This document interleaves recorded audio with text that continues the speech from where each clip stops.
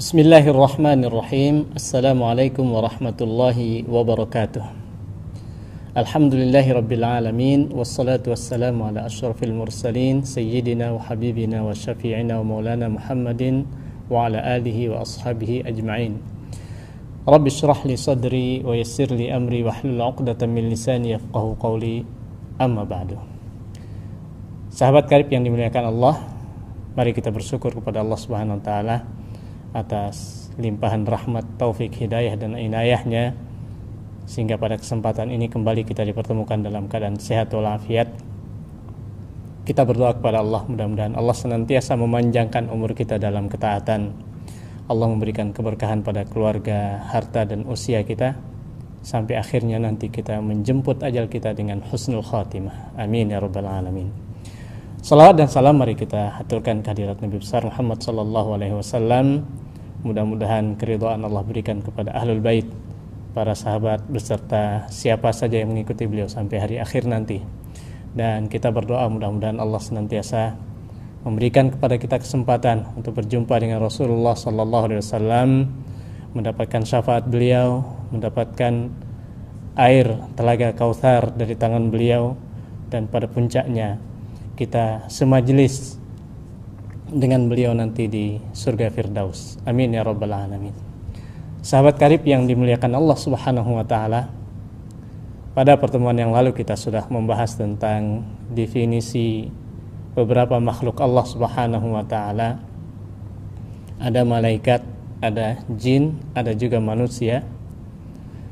Dan kita sudah menyampaikan beberapa kelebihan, berapa macam sifat daripada malaikat, jin dan manusia itu. Dan salah satunya adalah perbedaan antara manusia dan jin, bahwa jin dapat mengganggu manusia, dapat melihat manusia dari arah yang selama itu manusia tidak dapat melihat jin. Sahabat karib yang dimuliakan Allah, pada kesempatan ini kita akan mencoba untuk mengkaji bagaimana jin dapat mengganggu manusia.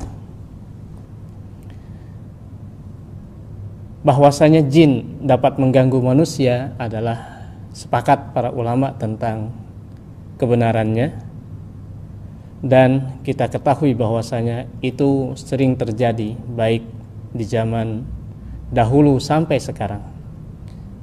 Nah, kalau kita melihat secara umum, jin dapat mengganggu manusia dengan dua hal.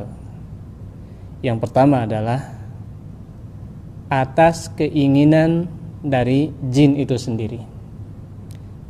Jin akan masuk ke dalam tubuh manusia karena keinginannya. Dan biasanya jin memasuki tubuh manusia itu karena keinginan sendiri ini, boleh jadi karena dia itu suka kepada manusia itu sendiri, atau kebalikannya, karena dia tidak suka terhadap manusia itu sendiri. Nah, ini jin masuk ke dalam tubuh manusia karena inisiatif dia sendiri. Kemudian yang kedua, boleh jadi jin tersebut masuk atas perintah daripada makhluk lain, atau dalam hal ini adalah tukang sihir, dukun, dan yang lain-lainnya. Sehingga jin baik secara terpaksa ataupun keinginannya, dengan dia berkolaborasi dengan dukun dan yang lain-lainnya itu, maka dia mampu masuk ke dalam tubuh manusia. Dan disitulah kita akan melihat nanti manusia akan diganggu berupa bentuk sihir dan macam-macamnya. Sahabat karib yang dimuliakan Allah Subhanahu wa taala, kemudian kita akan mencoba untuk melihat, tadi jin masuk karena keinginannya sendiri. Beberapa contoh, misalkan ketika dia suka terhadap manusia, dia kurang berzikir kepada Allah, ketika dia menggunakan pakaian, melepas pakaian, atau misalkan dia menggunakan pakaiannya ketika dia masuk ke tempat-tempat yang oleh Rasulullah SAW itu diperintahkan untuk membaca doa perlindungan, kemudian manusia tersebut tidak berzikir kepada Allah Subhanahu wa taala, maka ada potensi bagi jin untuk mengganggu manusia karena dia suka. Di antara beberapa pengalaman atau beberapa hal yang kita pernah temukan adalah bahwasanya banyak sekali orang-orang itu yang diganggu, kemudian jinnya masuk dan nanti ada cara yang dianjurkan oleh Rasulullah sallallahu alaihi wasallam. Pada kesempatan lain insyaallah kita akan membahas tentang ruqyah. Nah, di situ banyak sekali kondisi orang itu masuk, dan ketika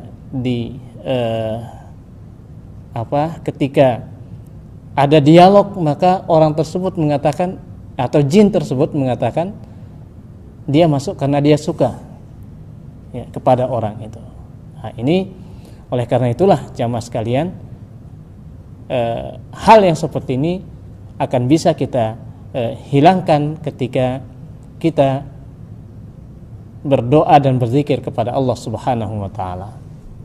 Ada juga contoh misalkan ketika dia tidak suka, dengan mudahnya seorang ibu membuang air panas di tempat yang kurang baik atau di tempat-tempat yang kotor tanpa membaca a'udzubillahi minasyaitonirrajim, tanpa membaca doa-doa perlindungan, maka jin yang boleh jadi dia tinggal di tempat itu terkena, dan dia akan masuk karena dia tidak suka kepada orang tersebut, maka terganggulah orang itu, dan menjadi bermasalah dia.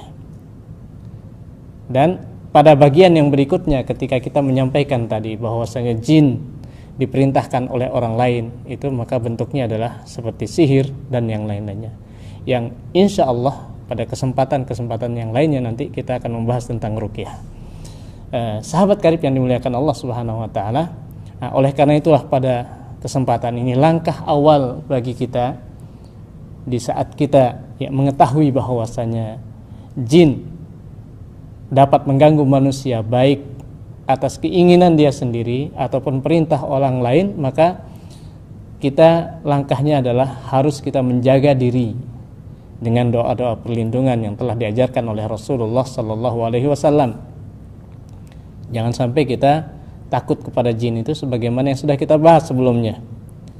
Kalimat numpang-numpang itu kita ganti dengan sabda Rasulullah sallallahu alaihi wasallam di dalam sebuah doa, a'udzu bikalimatillahi tammati min syarri ma khalaq. Aku berlindung kepada Allah dengan kalimat-kalimat Allah yang sempurna dari keburukan apa yang Dia telah ciptakan.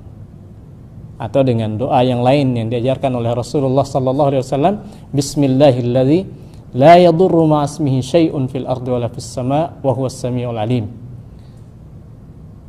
Dengan nama Allah Subhanahu wa taala, alladzi la yadurru ma'asmihi, yang mana dengan nama Allah itu tidak akan mendatangkan mudarat, syai'un fil ardi wala fis sama', baik itu dari langit, baik itu dari bumi ataupun dari langit.